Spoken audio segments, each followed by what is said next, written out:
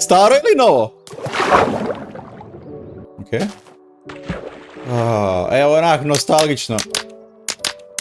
Okej.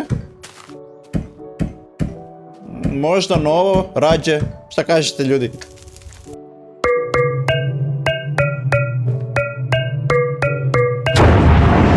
Ajmo razmaja!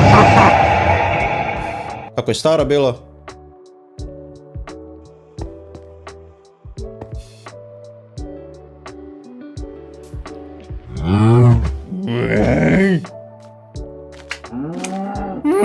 Evo, ovo je staro je baš bolje, jel tako?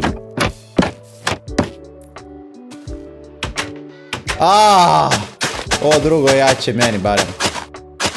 Ovo prvo, okej. Znači staro je kod dirt običan. Ovo drugo, ili kak je bilo?